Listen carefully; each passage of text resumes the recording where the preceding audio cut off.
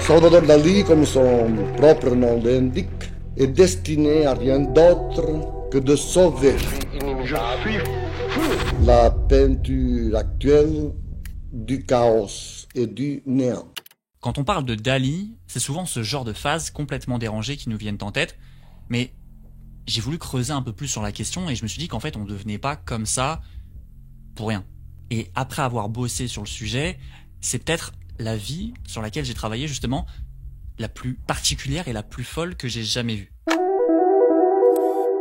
Ça, c'est la seule photo de Salvador Dali qui existe. Ce petit-là, il est mort à 2 ans d'une gastro-entérite.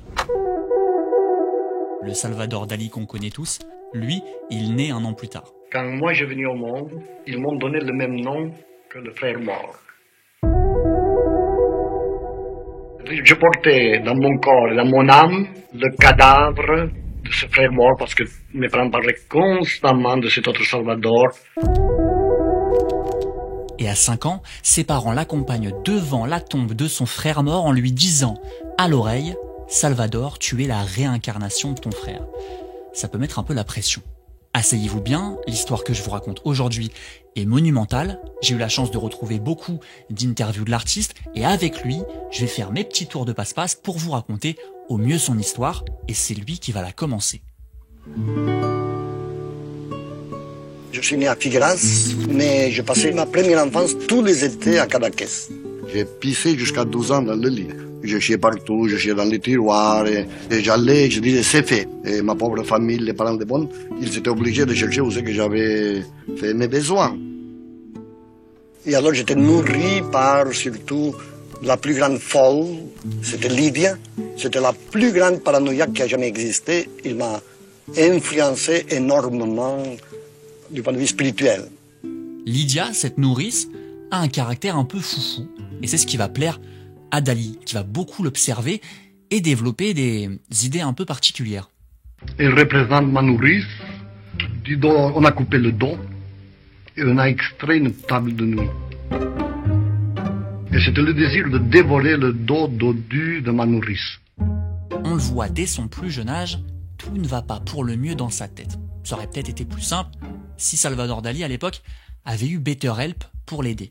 La santé mentale, c'est un vrai sujet aujourd'hui, et je suis très content que BetterHelp m'accompagne en sponsorisant cette vidéo. Surtout que là, c'est la rentrée, et pour la petite histoire, quand j'étais encore à l'école, parfois j'avais du mal à m'intégrer, j'avais plein de boutons, et vous connaissez les gens au collège, c'est pas forcément les plus gentils.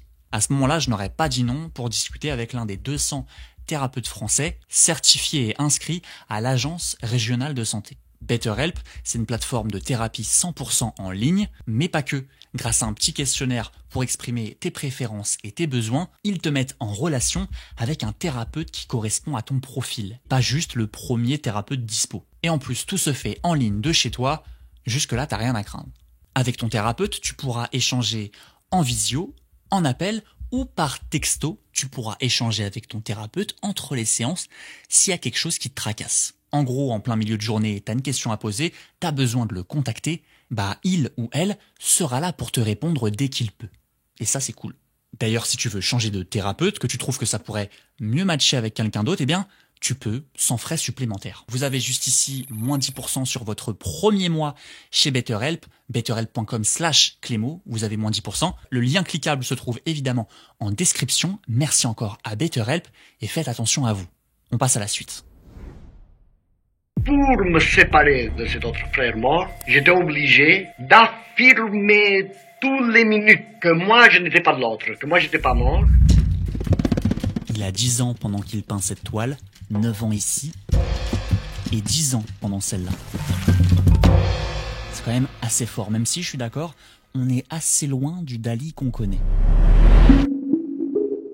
Pour l'instant, il est juste fasciné et inspiré par ses 2 peintres préférés. Évidemment, le jour que Dali peindrait un tableau bien peint comme Velázquez, ou Vermeer, avec sa vie de Delphes.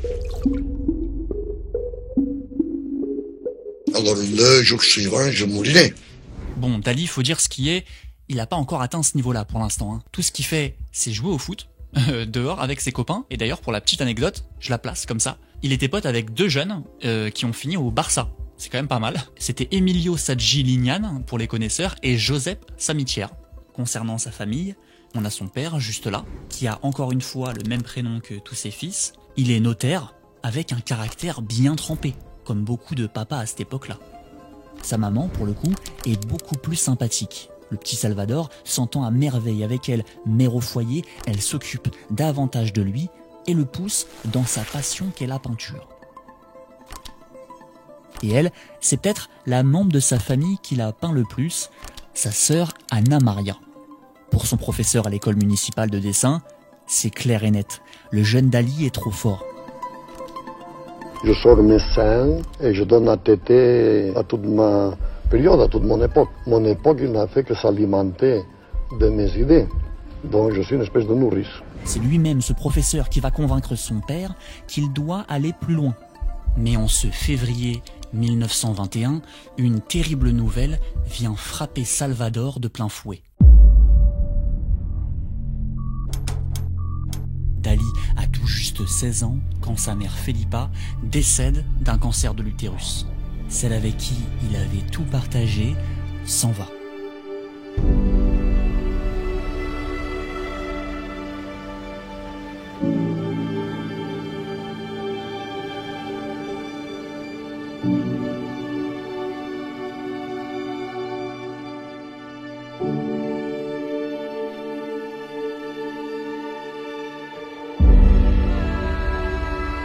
Salvador, dans une tristesse profonde, voit en plus de ça son père, à peine quelques mois plus tard, se rapprocher de la sœur de sa femme décédée, la tante du petit Salvador. Les deux s'épousent 1 an plus tard.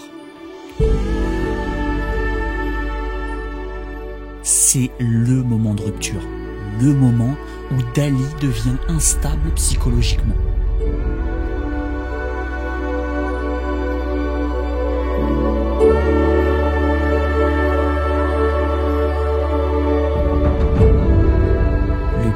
Entre père et fils est quasiment au point mort.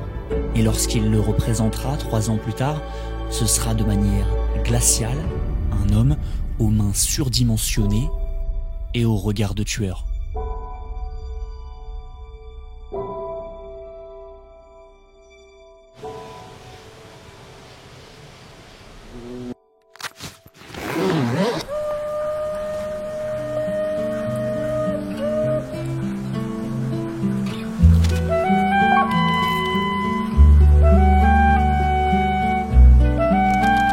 Salvador a 18 ans et débarque à Madrid, dans un internat pas comme les autres, la résidence étudiante de Madrid.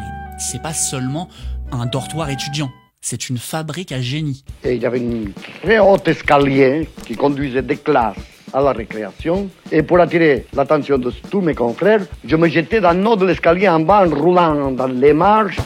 Et quand j'arrivais en bas, j'étais plein de bosses et de sang.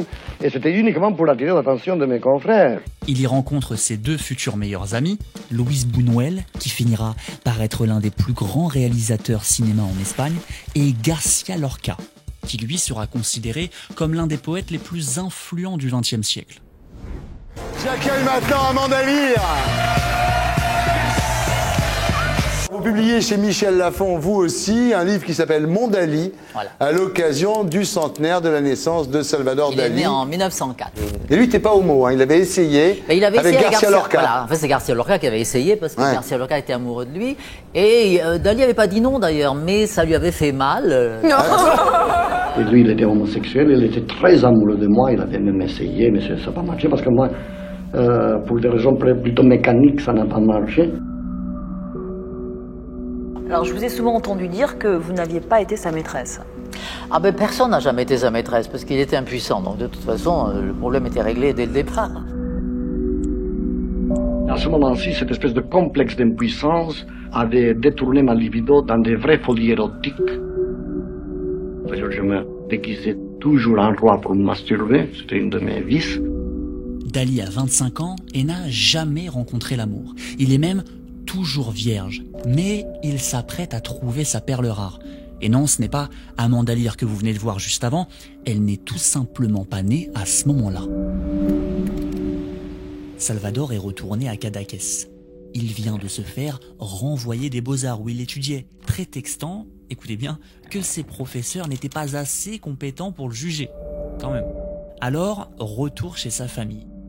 Il y fait venir ses amis, Buñuel, Lorca, qui se lie d'amitié d'ailleurs avec Anna Maria, sa sœur. On est en 1929 et Salvador invite un autre poète chez lui, un ami de ses fréquentations, un certain Paul Éluard.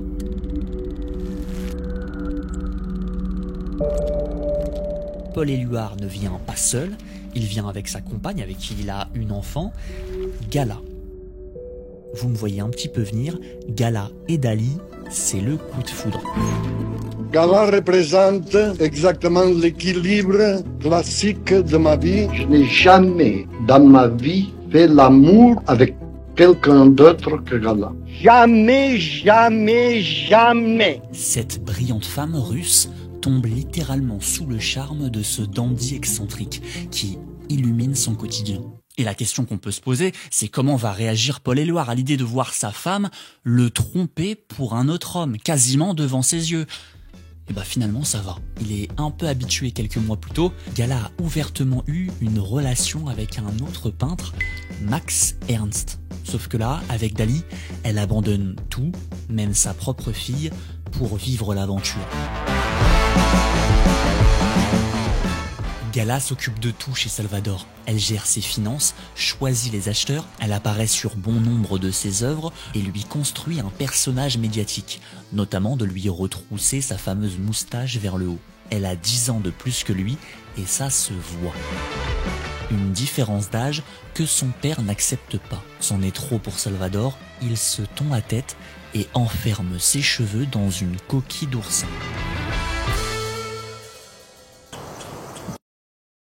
Il est temps de partir à Paris. Salvador se connecte à tout le monde, notamment à un groupe parisien fondé par l'écrivain André Breton, les surréalistes. Est-ce que Dali n'a pas été... Dali s'est présenté beaucoup plus tard, puisqu'on a entendu parler de lui qu'en 1929.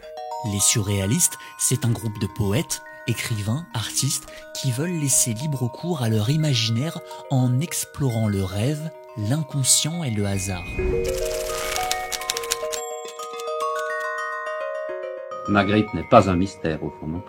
Ah si, Ah. Nous sommes tous un mystère. C'était une porte dans laquelle il y avait une ouverture par laquelle on peut passer. Toute chose visible cache autre chose de visible. René Magritte, que c'est un des peintres que j'estime le plus. Dans son œuvre, il y a au moins 4 idées géniales et très proches de moi. Par exemple, son invention d'une chose qu'il appelait confiture de cheval. Regardez, Dali s'est même fait une feuille de notes des artistes qu'il connaissait. Ouais, il a fait les choses bien, avec une colonne pour la couleur, le dessin, la composition et l'originalité même. Évidemment, Velázquez ou Vermeer ont les meilleures notes. Picasso s'en sort pas trop mal non plus. Picasso, je te salue, je t'embrasse, t'attache dans l'oreille gauche qui est la même de Gala. Par contre, Mondrian, lui, enchaîne les zéros. This painting of Piet Mondrian. Piet, Piet, Piet, Piet, Piet, Piet, niet. Because in Russian, niet is nothing. Il n'hésite pas, même en interview, à se payer la tête de tous les artistes qu'il trouve nuls, même ceux qui ne sont pas sur sa feuille.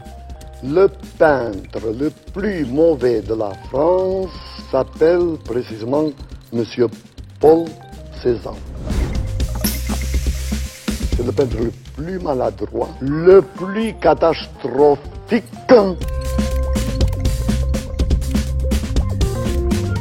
Et celui qui a plongé l'art moderne dans la merde sublime qui est en train de nous engloutir à tous.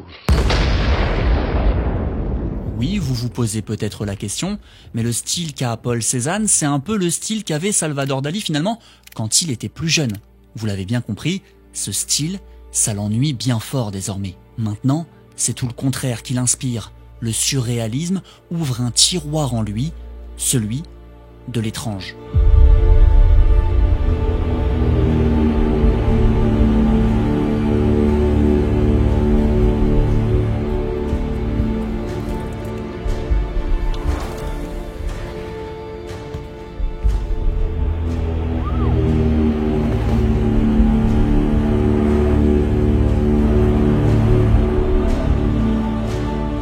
Qu'est-ce que la vérité, maître? La vérité, c'est exactement la télévision liquide. À travers les objets mous, liquides, Salvador explore ses rêves et ses cauchemars, mais aussi ses obsessions les plus sombres.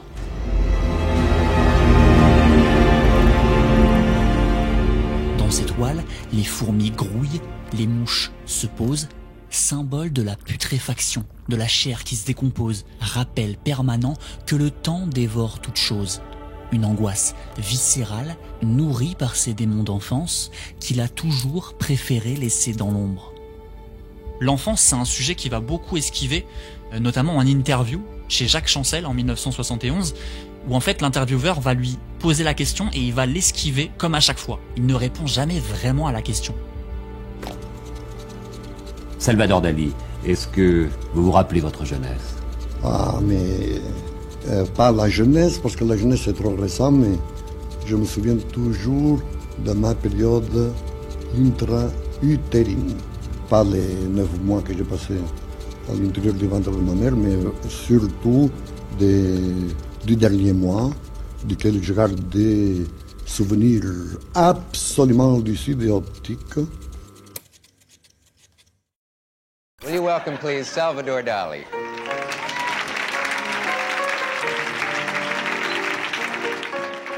Le style Dali explose. Le jeune Espagnol de 30 ans connaît même le succès outre-Atlantique et expose dans les galeries new-yorkaises.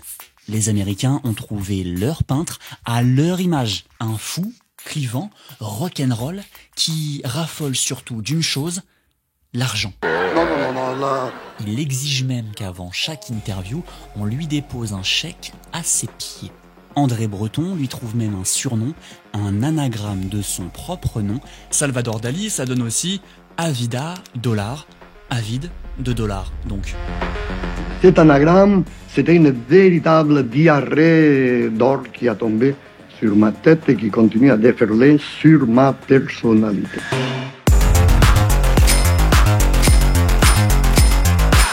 À mesure que j'aime l'argent, je deviens de plus en plus avare. C'est-à-dire mon complexe anal se rétrécit et vraiment j'aime l'argent juste pour l'idée d'avoir la banque qui se remplit tous les jours de plus d'argent.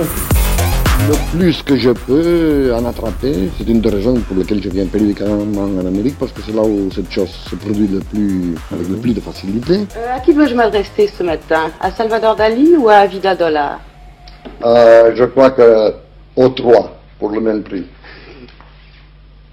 Oui, quel est le troisième? Je me le demande. Pas trop près de la bouche, un tout petit peu. Non. On part? Ça tourne? On peut y aller? Je suis fou du chocolat l'envers. Comme ça. Monsieur Dali peut parler. On m'a demandé dernièrement quelle était la différence entre la photographie et un tableau à l'huile. Et moi, j'ai répondu que la différence est très facile à calculer. C'est une différence de 6 millions de dollars. Bon, peut-être un peu trop rock'n'roll. Hein. Qu'est-ce que ça vous a fait, à vous personnellement, quand vous avez été exclu par Breton du groupe surréaliste?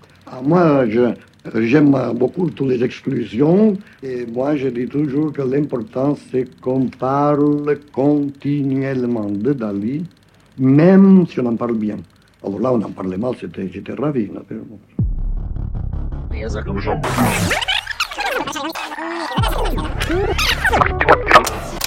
Et c'était le désir de dévorer le dos dodu de ma nourrice. Après, plus tard, j'ai eu la même obsession et je voulais toujours manger le dos de Hitler.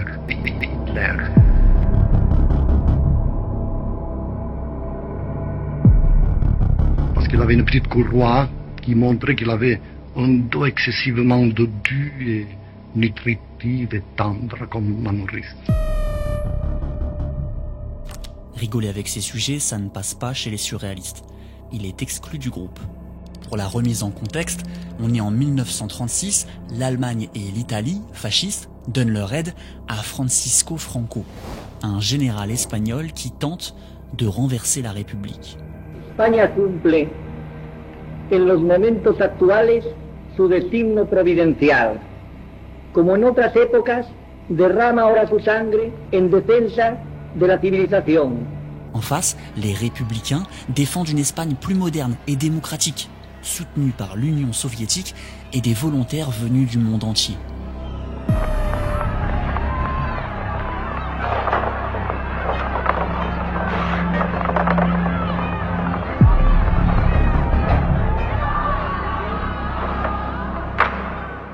C'est le début de la guerre civile espagnole, une guerre terrible où deux visions du pays s'affrontent violemment.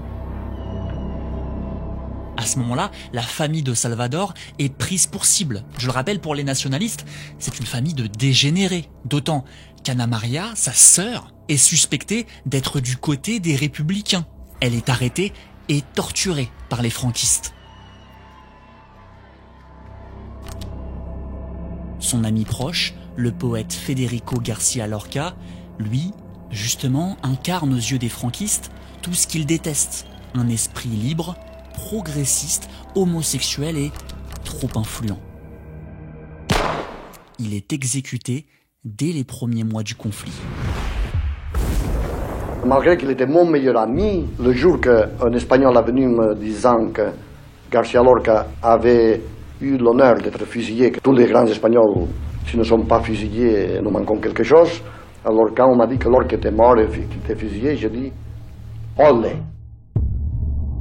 Les nationalistes de Franco l'emportent en 1939, événement qui lancera la Seconde Guerre mondiale et plongera l'Espagne dans le chaos. Dans le chaos, au point que l'Espagne ne peut même pas participer à cette Seconde Guerre. Ils sont tout simplement trop affaiblis.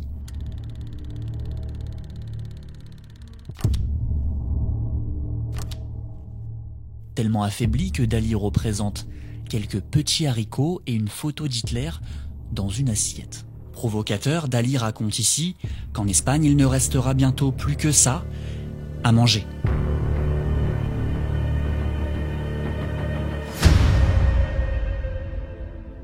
La guerre est terminée et les années 50, 60 sont pour Salvador des années de gloire médiatique. Il a tout vu, tout fait, mais peu à peu, certains voient en lui un espèce de clown médiatique qui commence à se perdre dans son propre personnage. Et pour terminer, le maître a crevé d'une corne de narval la dentelière dont l'aiguille n'a cessé de hanter sa vie.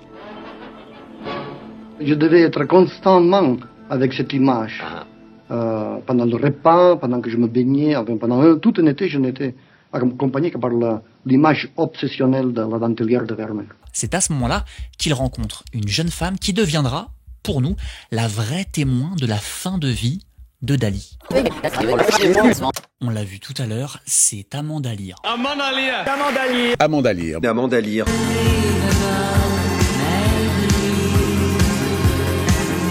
Alors Paco Rabanne, c'est très important en fait, parce que c'est lui qui m'a présenté à Salvador Dalí. Après un défilé, donc, Paco m'a amené dîner, et là il y avait Salvador Dalí. Et Paco Rabanne m'a présenté, il a dit « Maestro, je vous présente mon mannequin, Amanda ». Salvador Dalí m'a regardé, comme ça il m'a regardé, il a dit « Vous avez la plus belle tête de mort que j'ai jamais vue ». Et donc Dalí m'a dit « Mais vous savez ma chère, ne vous vexez pas, c'est un compliment ».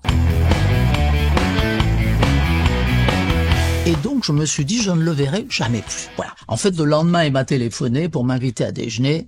Et là, qui tout deviendra a changé. Témoin de la fin de vie de Dalí. Moi, je disais, mais votre femme, Gala, qu'est-ce qu'elle va dire de tout ça? Elle va finir par me détester. Elle me voit tout le temps à la maison. Et j'en ai parlé à Gala. Et bon, elle me disait, moi, du moment que mon mari est heureux, moi, ce que je veux, c'est le bonheur de mon mari. Ce qu'il y a, c'est qu'elle en avait soupé. Elle était mariée avec lui depuis plus de 60 ans. Donc, elle m'a dit, écoutez, moi, ça va, j'ai donné. Elle me disait, je suis bien contente qu'Amanda soit là. Comme ça, vous y allez à ma place. Vous vous faites photographier. Elle préférait rester dans son coin, lire des livres, aller au théâtre.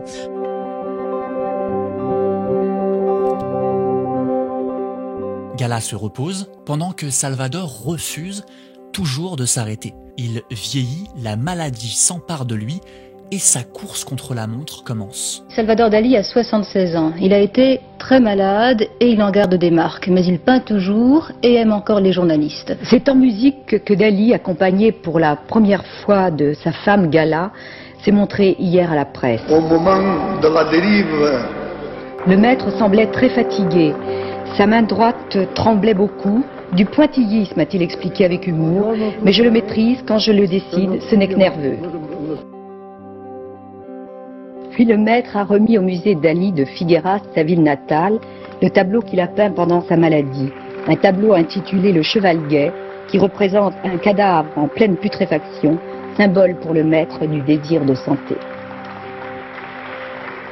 Ça, c'était la conférence de presse, mais vous, Luce Perrault, vous avez rencontré Dali en tête-à-tête. Alors... Oui. Bien alors Dali va mieux, c'est évident, mais pourtant depuis février, il a passé des mois de clinique en clinique, de dépression en dépression, et son médecin le visite toujours quotidiennement. Une infirmière est auprès de lui à demeure, et puis surtout, il est incapable de se déplacer sans être soutenu par 2 personnes. J'ai toujours dit que si Gala, que c'est l'être que j'aime le plus au monde, mourait, et soudainement il devenait petite comme une olive, évidemment, je la mangerai. Et en 82, il perd Gala, sa compagne depuis 50 ans, sa femme, son égérie, sa mère. Depuis, il vivait reclus dans son château, refusant même de s'alimenter. Il aurait perdu ainsi plus de 35 kilos. On s'est rencontrés dans le noir total, il ne voulait plus que je le voie. Alors, on savait très bien qu'il était, on a vu les photos, Helmut Newton, un tuyau dans le nez, tout ça. Mais vis-à-vis de moi, il avait honte que je le voie comme ça. Il disait, je veux que vous rappelez toujours de moi, très beau. Il ne parvient pas du tout à se débarrasser de ce qu'il appelle d'un joli mot, sa fatigue superbe. Il m'a dit, j'avoue que pour la première fois, j'ai vraiment cru que j'allais mourir.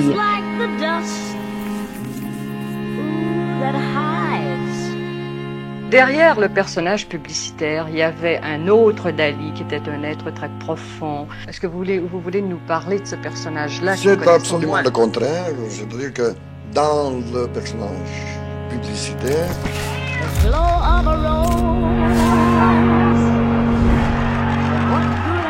c'est dans celui-là qu'il y a le personnage le plus tragique de tous.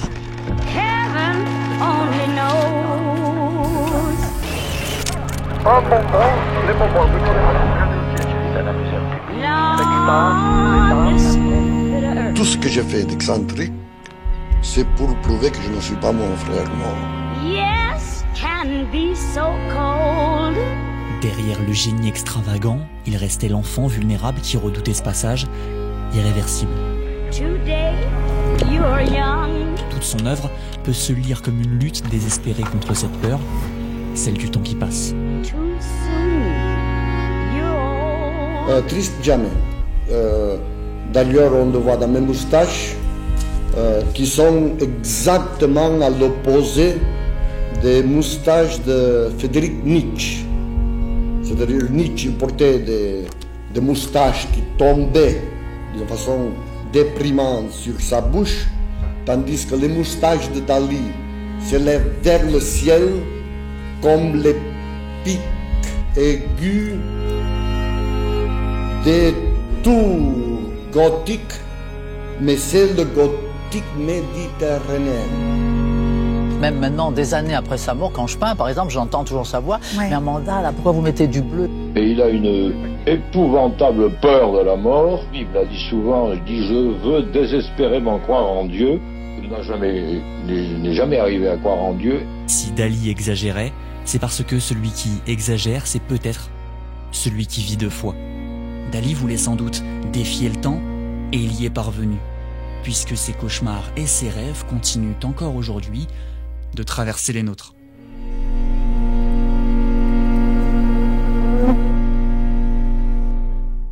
Je commence toujours à dire des choses sans y croire trop.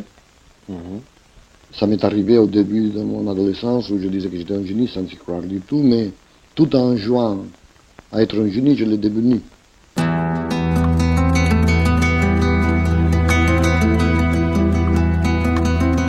Mon L'idéal, ça serait d'arriver à être Dali.